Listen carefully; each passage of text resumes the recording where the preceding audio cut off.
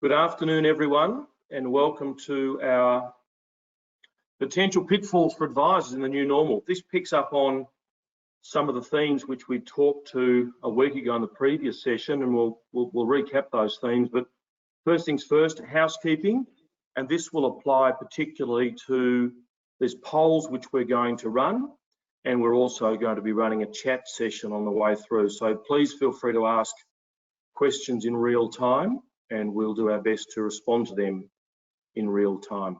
Presenters today, Sean McKinnon, Duncan Clubb, my colleagues from BDO, and Lucas McKenzie, who we work alongside from time to time on financing issues. So we'll introduce those and their skills will become apparent as we work our way through the session.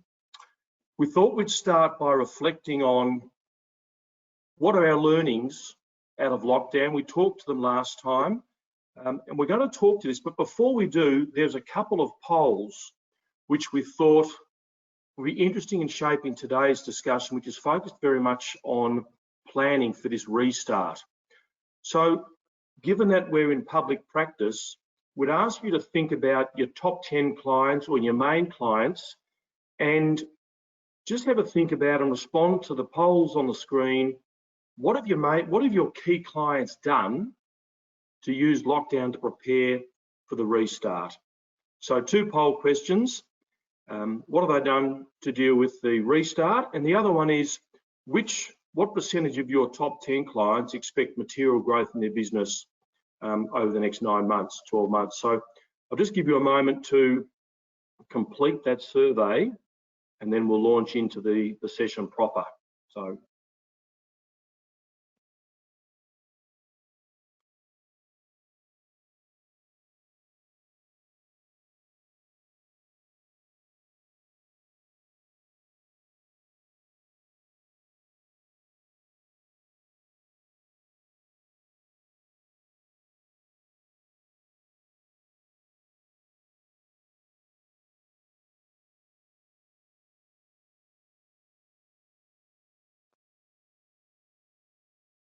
So do we have those poll results?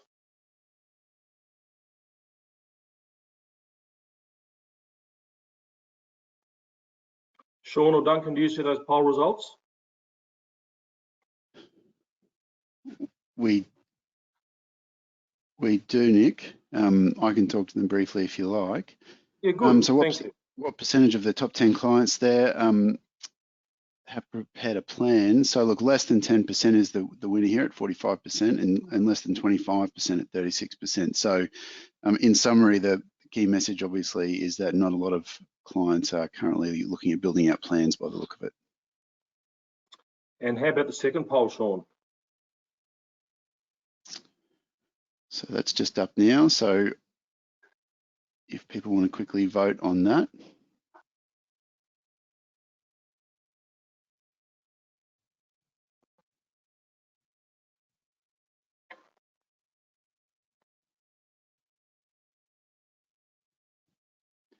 Just waiting for those votes to go through.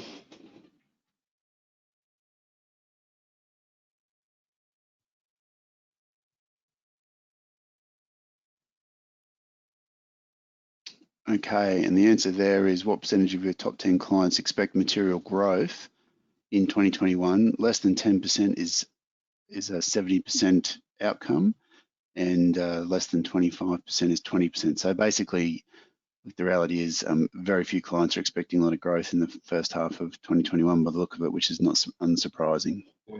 Yeah. Okay, so interesting poll. So we might just reflect for a moment on what we learned out of lockdown. And we talked about these themes last time, but I think the point that we want to make here is that having got to this point, business owners and their advisors have made the decision on whether or not to push on, bow out gracefully, or hibernate. They've dealt with this principle of preservation of cash and building buffers for whatever this rebuild looks like. Many businesses, but not all businesses, have had a critical look at their own business. They've worked out the supply chain relevance, but they've also started to turn their mind to what this restart looks like. And so with that, on the screen now, there's a number of issues which we think are really important considerations of what this rebuild plan looks like. And the starting point has to be a change of mindset. Everyone's been confronted by COVID-19, but to us, it's very much about what's the mindset that you want to adopt. Are you going to preserve or are you going to grow? It's not right or it's not wrong, but it's very much about getting the mindset right, because that's going to inform where we go from here and the plans that we build. Obviously, the sorts of things that we need to think about with our plan. What assets do we have? What assets do we need? What cash flows? What do they look like? How have they been impacted? How do we need to change them? What's the financial model that we're going to operate? Do we have the right level of leadership and resources? What gaps do we have within our organisation?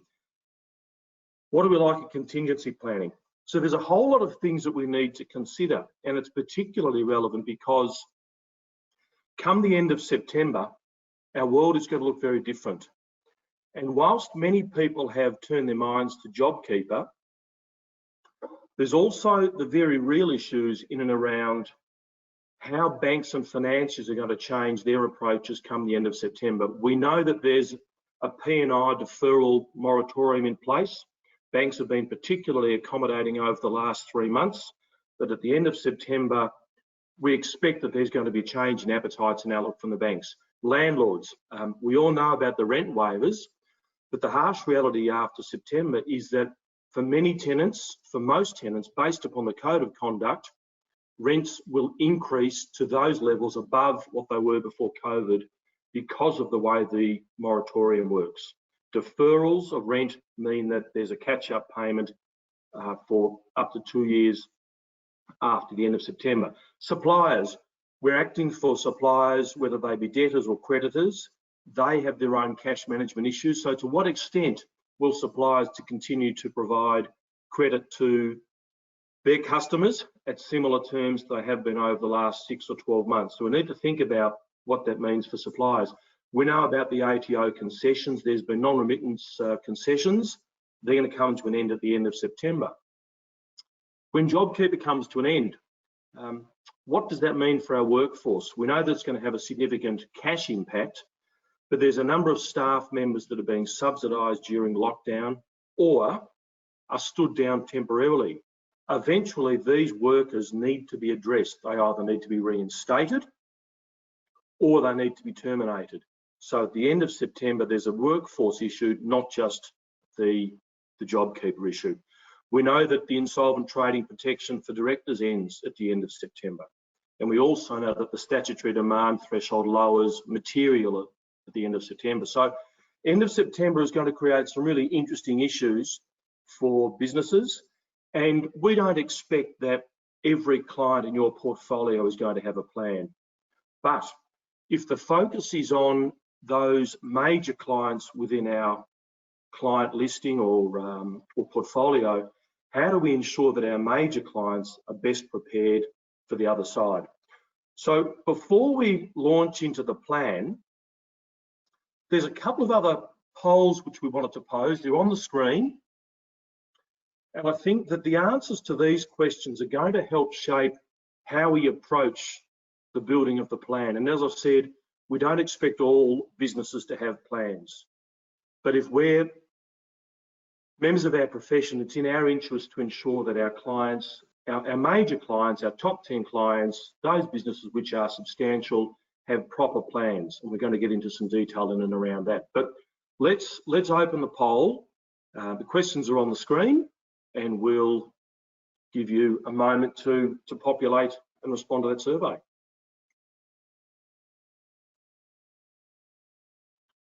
And we'll ask Sean to read the responses.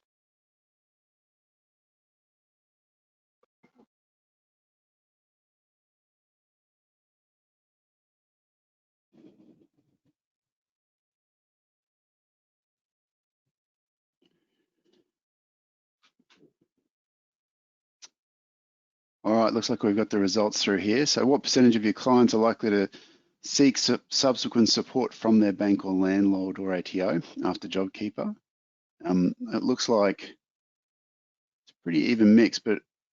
we're talking 75% of respondents have indicated that it will be more than 25% of their client base. So I think the answer, the summary there is that overall, we're expecting that come the end of JobKeeper, that we're going to need a little bit more support in certain industries at least to be able to work through the rebuild, I think, is what I'm reading there.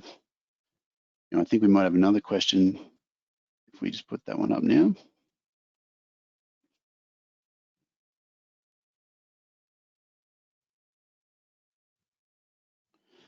So obviously we're looking at what percentage of your clients are likely to experience difficulties in maintaining their ATO obligations after the JobKeeper payments expire.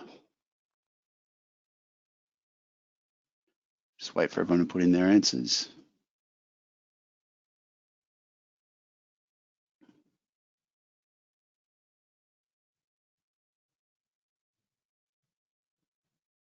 Almost there.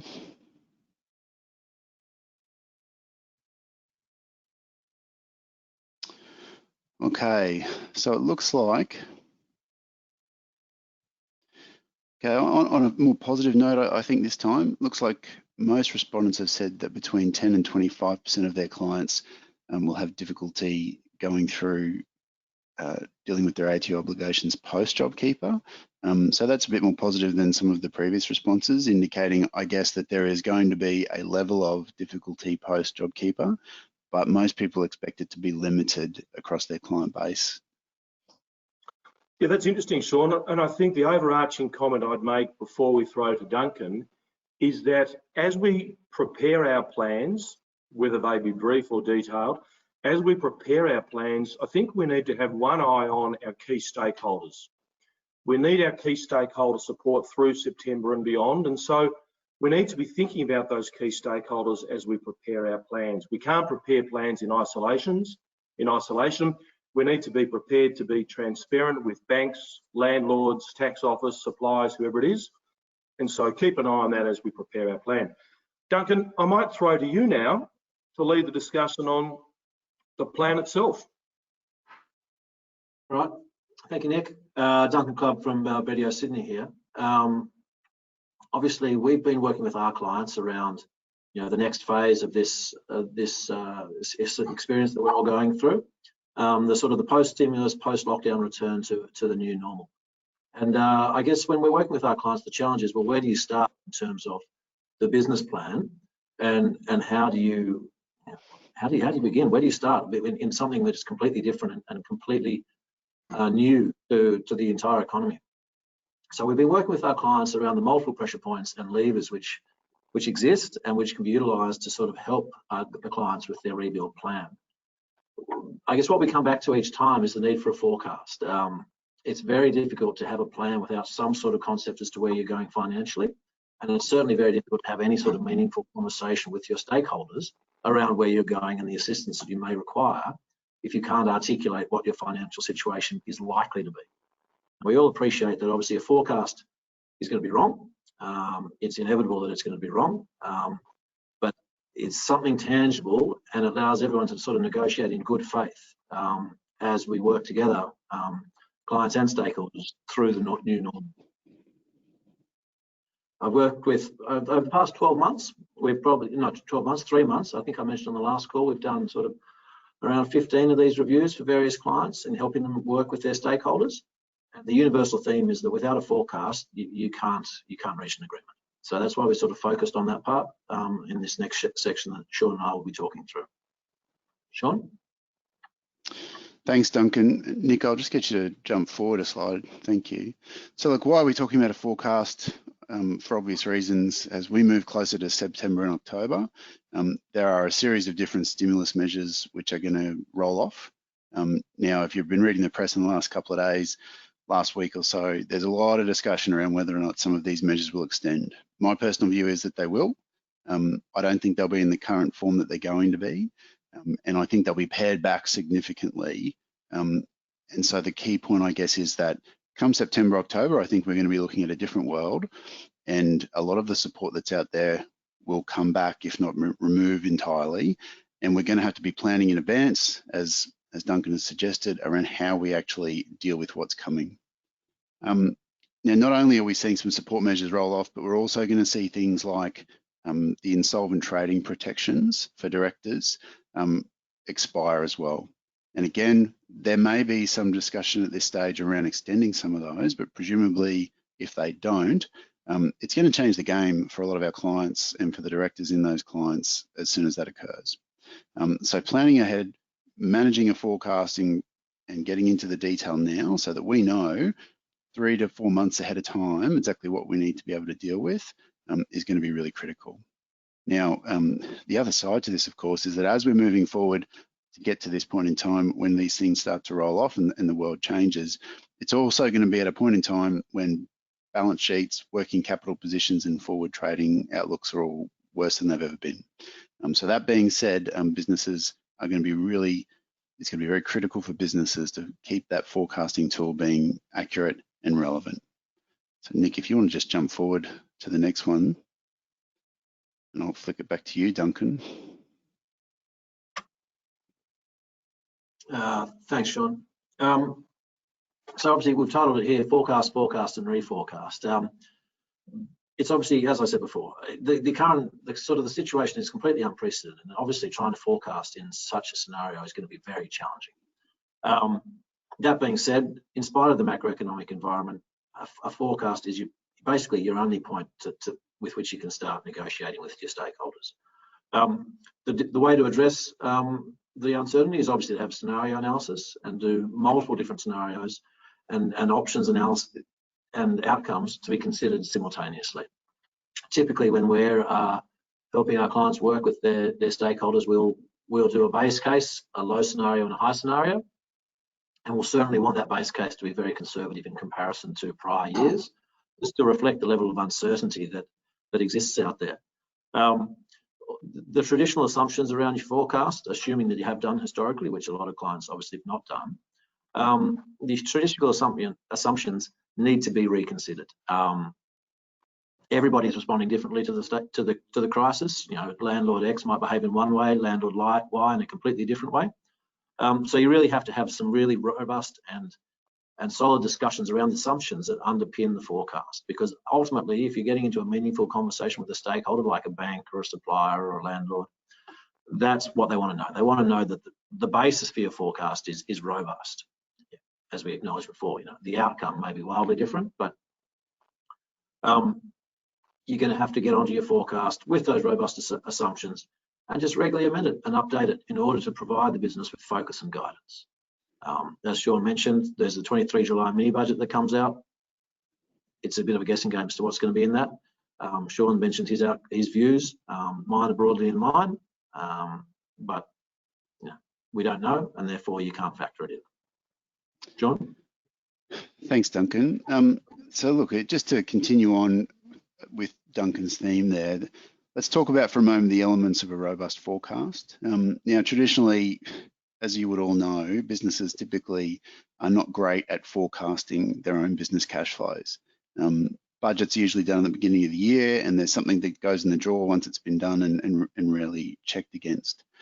Quite often they'll involve generic assumptions around things like last year's revenue plus an uplift of X% and the same for costs. But as we move forward into this new little period, and certainly you're going to have to engage with a lot of your stakeholders we've already talked about, and to be able to garner the right level of expertise and support from your stakeholders, you're going to need to have a very robust forecast. And for us, as a minimum, that has to be a three-way forecast. So cash flow, balance sheet, and P&L, and it has to demonstrate the outcome of all of those different parts of your business. If we don't have that three-way model, certainly when we're negotiating with stakeholders like banks, it's usually seen as a bit of a detriment. And from the perspective of actually planning your business, I always find that if you don't have that three-way forecast in place, then it can become a little bit haphazard, and you struggle to demonstrate the amount of detail required to be able to properly manage the business.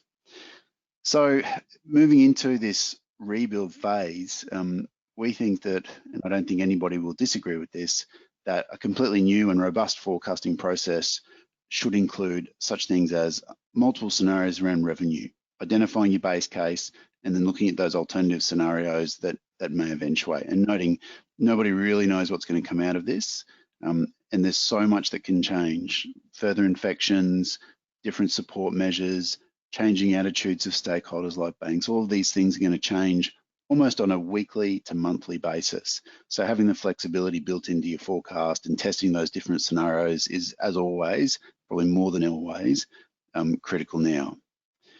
Understanding that the levers that you've got to pull within that forecast and articulating the changes in those. So being able to demonstrate, for example, if JobKeeper comes off, what level of staff would you need to deal with?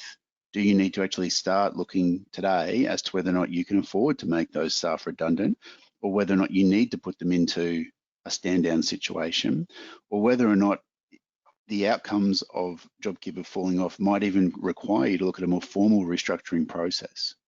All of these things have to be managed really carefully when you look at these forecasts going forward. And critically, as I've already talked about, managing and anticipating potential changes in stakeholder behaviour around things like credit terms, payment plans, etc. That's going to be pretty important, because everybody's been preserving capital over the last few months. And as we move into this next phase, what we're going to see, I guess, is people wanting to seek different payment terms and different payment arrangements. So Duncan, do you want to take this next one? Thanks, mate. So on to the next bit, which is about forecasting known. I mean, typically, obviously, as we've gone through, a new forecast is a major piece of exercise, can be fairly daunting. I guess the issue that you first got to deal with is whether you start from the bottom or whether you start from the top. Now, traditionally, I like to see bottom up. That's just my personal preference. I like to see what the business can achieve and then see why that's not possible. But in the current climate, I'm more inclined to think that probably top down is the way to go, i.e. what level of economic activity is there? If your sales were 100% last year, is that likely this year? Are you going to be at 80% of capacity or 60% of capacity? And where are you going to set your base case scenario? It may be that you do both and sort of come to some happy medium, but there needs to be some rigor around the process and why you've landed on it. With the known elements that you can forecast with a degree of confidence, you've got existing contracts and physical capacity, you've got forward order book and confirmed orders, but there remains a risk of cancellation. So, for example, you would have to think that a portion of your customers may want to exert force majeure clauses or just simply fold, and those orders will no longer be there. So you need to have a degree of skepticism associated with even sort of your confirmed orders. You want to do an assessment, as I mentioned, on sales and what percentage of that you think would be reasonable. I've worked with several industries over the last 3 months, and the base case assumption, depending on the industry there is anywhere from 20% of last year's turnover to 90% of last year's turnover. And then you've obviously got the known government stimulus through till the end of September. Beyond that, at the moment, nothing, so you can't factor that in. But come the end of July, you'd want to update your forecast if there was a further stimulus that you could benefit from. On the cost side of things, obviously you know what you've got committed, you know what has accrued on your balance sheet over the course of the last 3 months, be it rent or tax or wage deferrals.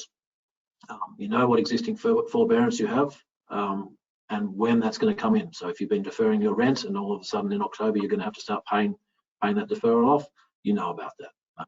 You understand the size of your workforce, and you understand what costs are associated with right sizing that workforce in a post JobKeeper environment. So those are all things that could be fairly simple to put into your forecast in the first instance, but the challenging bit Sean is going to talk to now, which is obviously the unknown.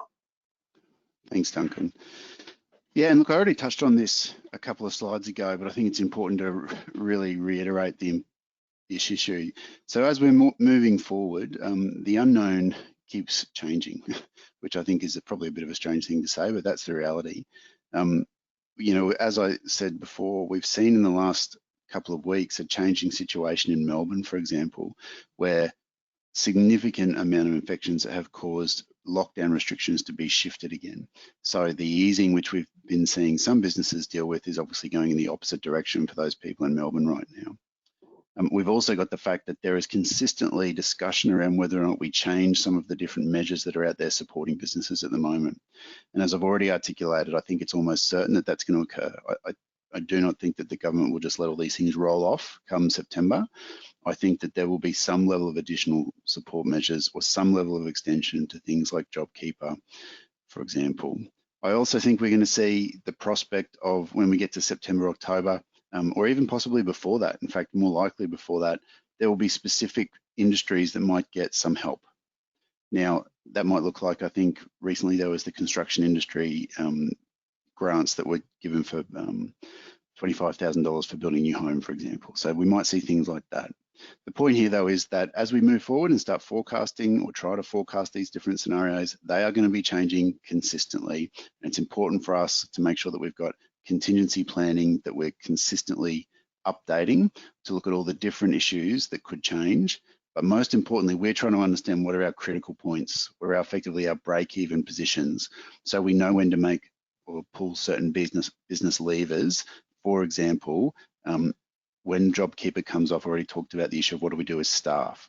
We need to be able to forecasting ahead and say, hey, if we assume JobKeeper is coming off on this date, what does it look like going forward under a series of different revenue scenarios? Noting that between now and September, revenues for a lot of businesses are going to be consistently changing as the COVID impact continues to change. Now, for example, if you're in Brisbane right now, things are going a little bit better than they're in Melbourne. So Duncan, do you want to talk next about this slide here about how we're going to use that forecast? Thanks, mate. So yes, obviously we've been harping on about the need for a forecast. Why? Look, we get involved, and I guess we've been going on about the stakeholder engagement piece, because typically that's why we get involved. That a client will have an issue with a stakeholder, and they'll need to obtain comfort, or give them comfort around the ongoing, I guess, viability of the client. But once we do the forecast piece, typically we find that management are more engaged, they know where they're going, or at least where they think they're going, and that they can all start working together towards that objective.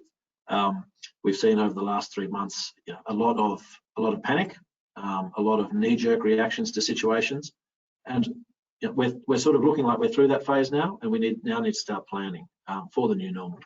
And so a forecast will really give management that direction and give them focus in terms of where are they going and how we're going to get there. We're finding that forecasts and the associated business plan with that forecast are giving the board comfort that the management is up to the task and is focused on the job ahead of them. And it also gives them, I guess, guidance around some of the other insolvency tools which have been sort of parked by the recent government legislation for insolvent trading, but are then going to come back and become relevant again at the expiration of that moratorium at the end of September, and that's a safe harbour.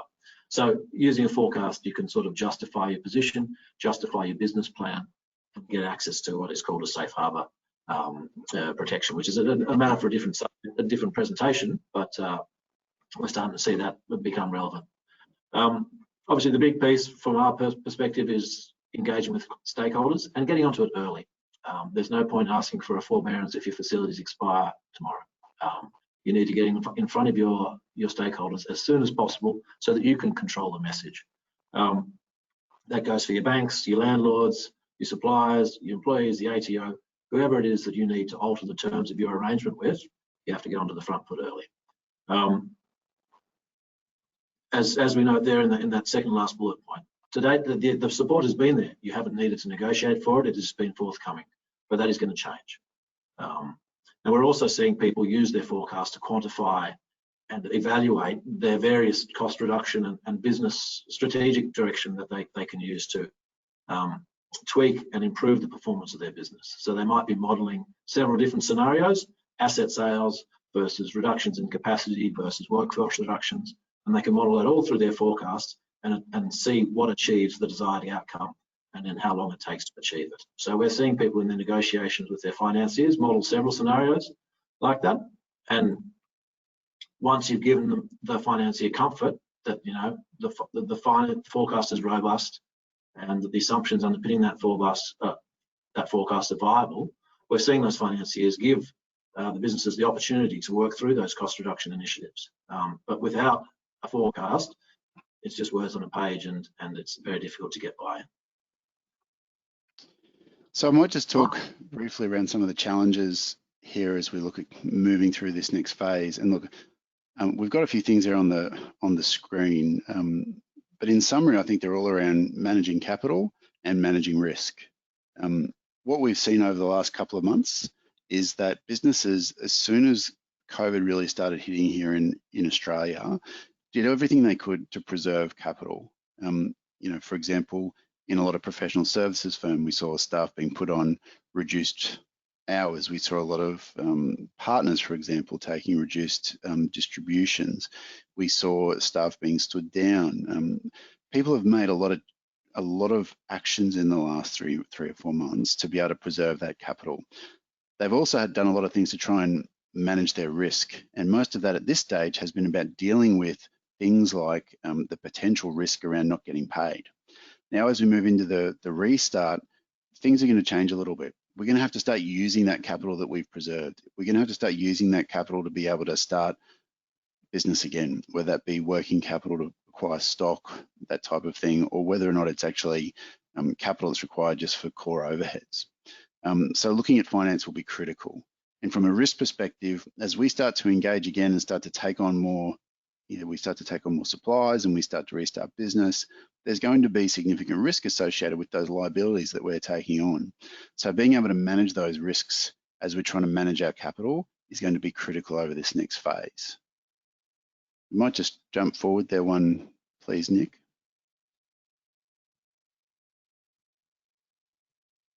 Okay, so I guess there's a bit of a summary as to what we've just spoken about. We've talked about being proactive and getting on the front foot with your engagement with your stakeholders. We've talked about being conservative in any negotiations. You really need to underpromise and overdeliver. It's an age-old adage, but it really rings true in this situation. We've talked about using the forecast as a basis for decision-making, and particularly hard decision-making. The final bullet point there, is it worth restarting? That's quite an interesting one, and it's something that we're starting to see now, that businesses have accrued so much debt on their balance sheet by way of deferring their expenses, that, and the industries that they're in are typically low margin industries, that with the best will in the world, they're going to have to work for several years to get themselves out from underneath the level of debt that they've accumulated in the last 6 months. And it's starting to ask equity holders as to whether or not it's worth continuing. So in that in mind, and this will be a topic for next week's session, but we're starting to see people considering strategic administrations to basically right-size their balance sheet and come out the other side of this this crisis in a better position than they currently are, and certainly make it worthwhile for them to continue operating. John? So I just wanted to talk quickly about the key takeaways here on what we've just discussed around a rebuild plan. And for me, the reality is that the most important thing to keep in mind is that everything should be on the table, whether that be looking at when we build our forecast, identifying whether or not we've needed to look at CapEx deferrals, make some adjustments to our workforce. I'm looking at alternative finance or an equity injection. That's something that I think is going to be really important in this next phase. The concept of looking at finance in different places and the concept of equity.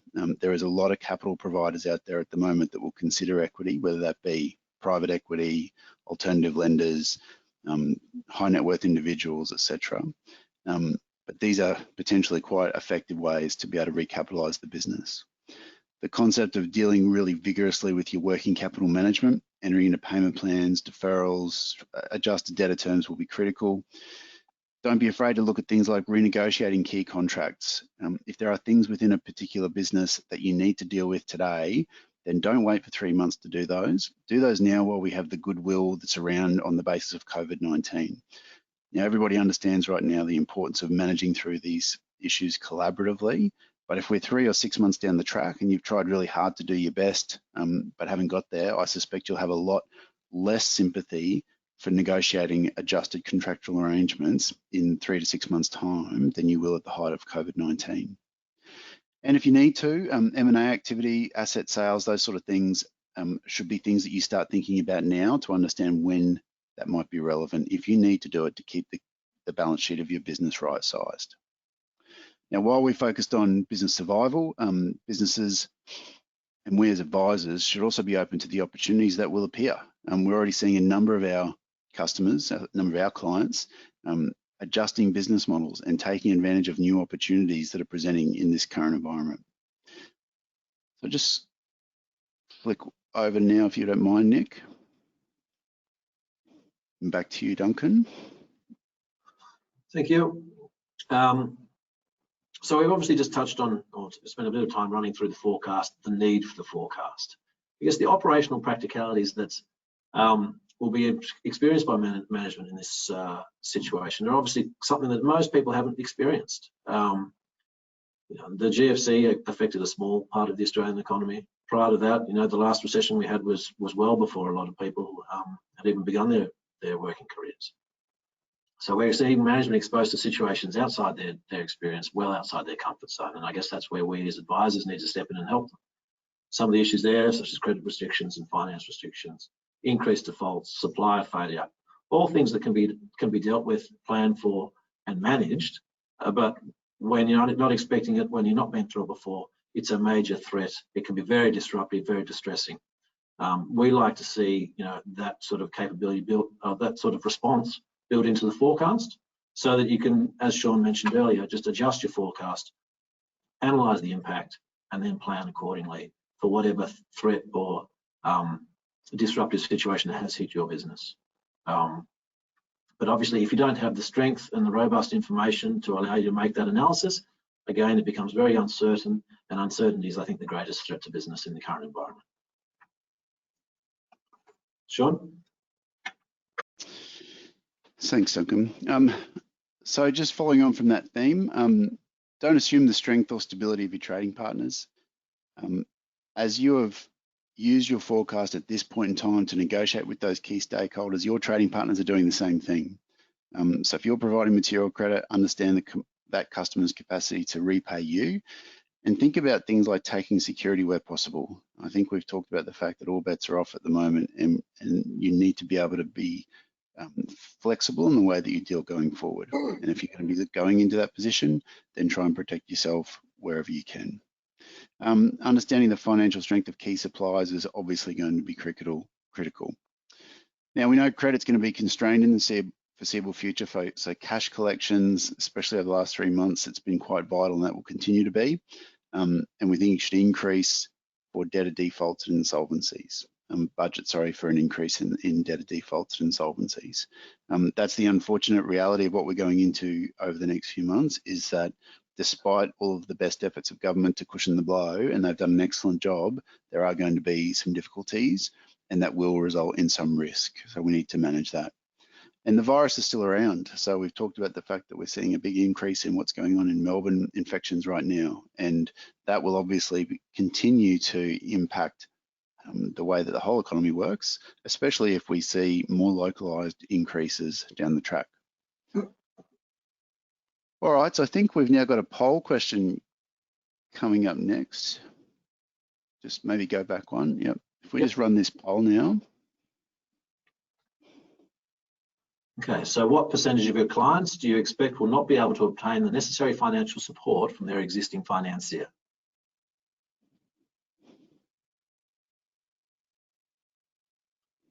And that may well be a deferral, it may be a extension to existing facilities, it may be a repayment holiday, it may be additional finance to support through the next phase of the business.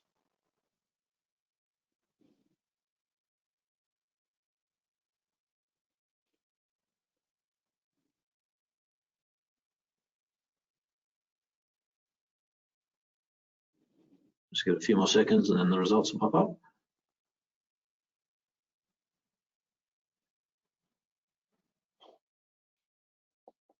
So we're looking at the bottom 25% of our clients have got some concerns regarding their ability to get the necessary support from their financiers. And I think that's probably in line with our expectation.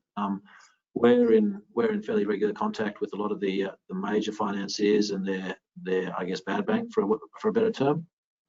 They're expecting to continue to work with their clients through to the end of September, but they're very concerned about the level of activity that they're going to have to be involved in post-Christmas. So I guess one quarter's worth of results post the end of September is when I guess the major financiers are sort of forecasting a spike in underperformance. And so then we're on to the second question. Okay, so this is one for what percentage of your clients have provided personal guarantees and/or a mortgage over their family home to their financier?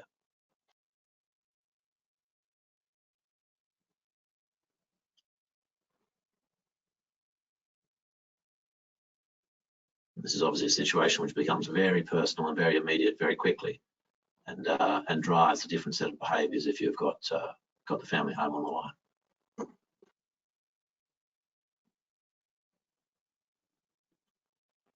Just give it a few more seconds.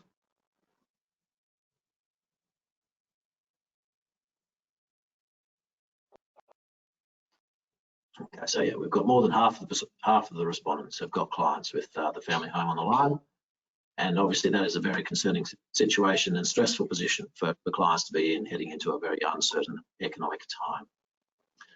So we'll now pass over to Nick, I believe.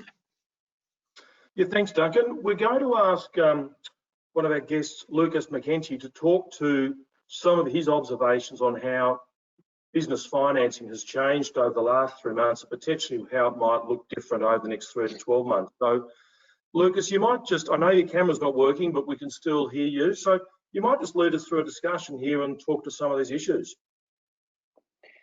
Right, thanks very much for having me, guys, and appreciate the introduction, Nicholas. So, yeah, look, we're a corporate advisory firm, so we're looking at both sides of helping our clients with their debt facilities. So that's either managing existing debt facilities, what different parts of the market and how they're behaving. So it could be fintechs or private lenders or the majors. And then on top of that is some further solutions for also to providing debt, and that can be from all of those same guys as well. So I know there's been a lot of talk today about forecasting, and I think if you've got a basic idea of how some of these guys are behaving currently in the market, that'll help you help with your forecasting and how to deal with these different facilities. The one thing that's across all current debt providers is really being proactive, getting on the front foot, using, everybody knows that there's trouble out there, and in most cases, most debt providers are reasonable, as long as you've got an open line of communication. So they're not expecting things to be completely rosy. They know that if you've got a hard call to make, they're expecting it. And in most cases, they're happy to keep discussing with you, as long as you keep those lines of communication open, and you're proactively doing things like three-way forecasting, putting together your cash flows. So when you do approach them to talk about your client's circumstances, they know they can have a bit more weight, and will tend to usually give you a bit more time to deal with those sort of issues.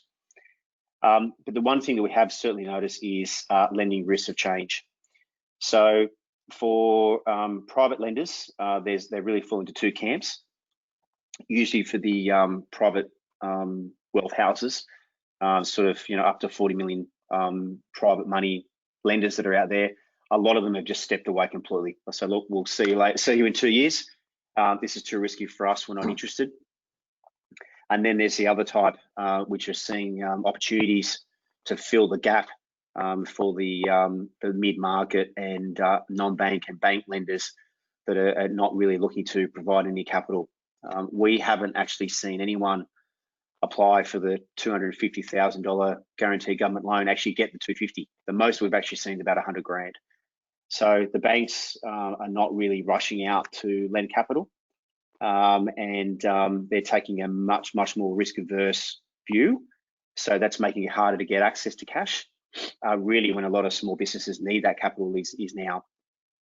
So when you're looking to obtain an overdraft or whatever it may be, you really have to take into account that you may not actually get what you're looking for. So if your cash flow hole has $500,000, you really don't know if you can call on the bank to fill that, because they're not really looking to take the risk. Next off is pre-approved COVID-19 facilities. So we know of a lot of businesses that may have had drawdown facilities of $500,000 or $1 million that were untapped, that were ready to be used. We're actually finding a lot of them are under review. Most of those open facilities are usually subject to a credit review. So if you have a client that thinks, okay, look, I'm all okay, I've got a $500,000 drawdown facility in my home that I can use whenever I like, you might want to be careful that they actually do clarify that that facility is still available to them, because it might be still subject to a short-term or an immediate credit review, which means the facility may not be there. So it's pertinent to be on the front foot and review if those facilities are still open, especially if you're looking to rely on them for startup capital when the market decides to pick up later in the year. The next thing we're seeing as well is payment holidays. Now, again, this goes into two camps, so bank and non-bank. The banks have been obviously extremely gracious in helping a lot of small businesses. Certainly not at the mid-level market, so the institutional companies and clients, if you know 10 mil plus debt facilities, are still having a bit of pressure on them. But below that, they really just help you to give you the additional time. And if you need an extra 3 to 6 months, again, the proper forecasting, like that, you can approach them and they'll help talk that through with you. Non-banks, though, we're already seeing them starting to ask for money. So if you have a client that's got a lot of non-bank finance providers, don't believe that you will continue to get the holidays that they may have already given you. Next up is really private versus institutional bricks and mortar. Bricks and mortar is always going to be much easier to get than your standard unsecured finance facilities. So if you're looking for a quick access to cash, make sure you prep your directors to say, look, you put a property up and you'll get access to capital.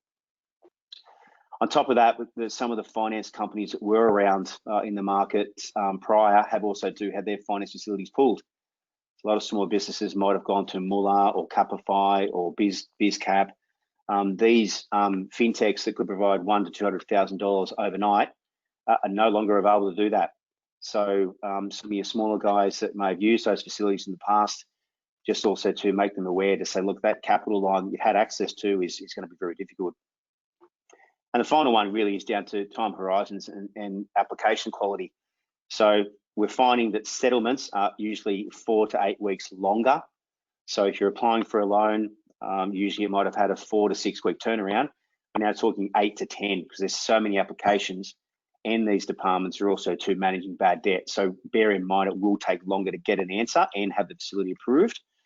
And again, lastly is quality of the application. We're finding banks and brokers are asking for accountants to sign off on comfort letters, which is a worry. So if you get on the right front foot, have the right forecasting and three-way cash flows in your application, those questions don't tend to get asked, which obviously lowers the risk for the actual accountant as well moving forward. Lucas, tell us a bit more about this viability letter. So the viability letter we're seeing is, in some cases, or actually now in more and more cases, the banks want to clarify that the facility is to be used for a business purpose, but they're joining into that they'd like some comfort or viability. Is this client viable moving forward from the accountant? So prior to lending, and this is usually a final step, so it's approved, documents are signed, the funds are ready to go.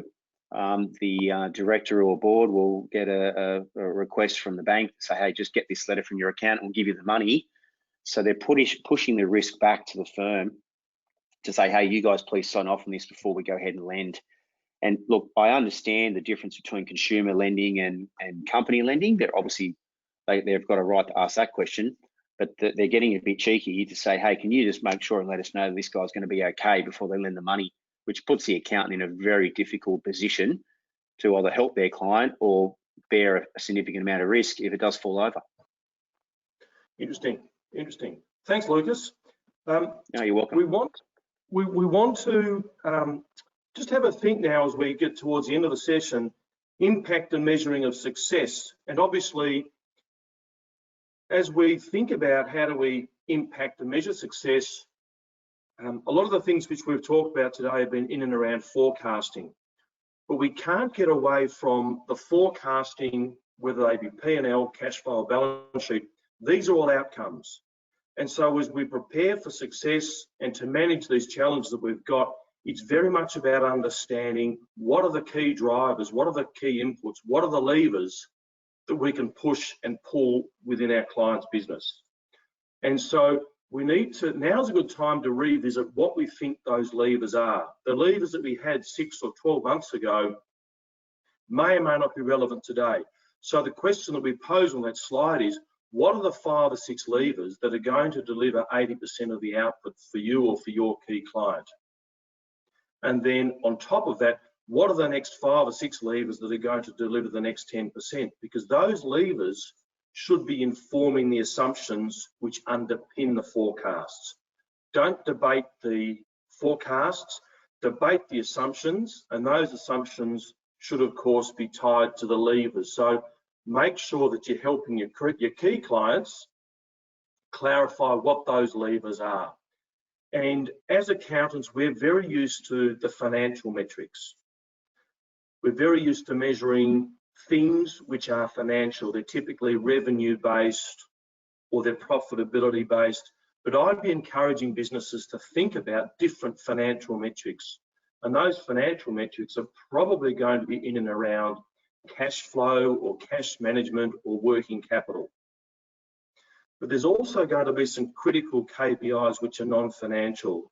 And as we move towards September, the key events are going to be in and around how are we preparing for these key events, like locking in our bank covenants, locking in new arrangements with our landlords, locking in our key suppliers, critically thinking about, have we got the right offering, making sure that the quality of our order book, forward order book, is realistic. So there's a whole lot of stuff we should be doing in and around that. We're bringing our workforce back on. How do we ensure that we're maximising staff engagement? And I'm not advocating this for the small businesses, but most of us will have some good-sized businesses, our top 10 clients, with these sort of non-financial KPIs and financial KPIs are going to be very much about indicating and measuring success. So what Sean, Duncan, Lucas and I have sketched out on the screen here is, rather than develop a plan, and we don't want people to develop a phone book, but we think it's really important that businesses, good-sized businesses, your key clients, are thinking about what are the absolute imperatives over the next 3, 6, 9, 12 months, and what are the absolute impediments which are going to make our life difficult.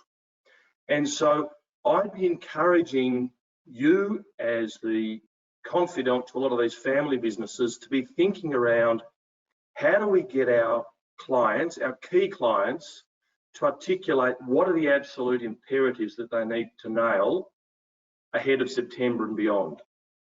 What are those impediments which are going to make life difficult? Now, we know, for example, one of the impediments will be JobKeeper. What's the impact of JobKeeper? How do we resolve it? What are the steps? What are the resources and costs that it's going to take? We're going to need redundancies. It's inevitable. And how do we measure our performance against them? So I'd be encouraging businesses to think about these sorts of things and applying low, medium, high or critical risk impacts to each of them. And so whilst it's not a business plan in its entirety, it'll certainly help leadership teams within businesses focus on the things which are going to have an impact, whether they be imperatives or whether they be impediments. So I'd encourage you to have a think about utilising something like this with your key clients. Sean, I know this is a key pet of yours, advisor risks in the new world, so you might just want to take us through to the end of the session. Sure. Look, I just wanted to put this up here and recap what we talked about in the first of these sessions. So I won't go through it in detail. Suffice to say that each of these risks that we talked about in the previous webinar, I think, are things we need to keep in the back of our mind as we move forward into the rebuild. So look, that brings us through to the end. I'm just conscious of time. I'll just give 1 second to see if there's any questions. I don't think we've got any just yet, but if you wanted to ask a question, we'll just give 20 seconds or so to pop it in the chat box. And of course, if people want to pose questions offline afterwards, please do. And if people want to have a discussion, for example, around that rebuild template slide, which is back on our screen now, we're happy to spend some time offline if that would help. Thanks, Nick. And if you can just flick through to the final one. So look, we've got the final of our 3-part series is on the 7th of July, which is next Tuesday, obviously, where we're going to look at whether or not COVID-19 is a trigger to restructure. And we're going to consider some of those options around restructuring, the risks and the considerations that you should be talking to your clients about as you start to work through those. So that brings us to an end for today. Thank you everybody for your attendance. We really appreciate it. And we look forward to welcoming you to our next webinar.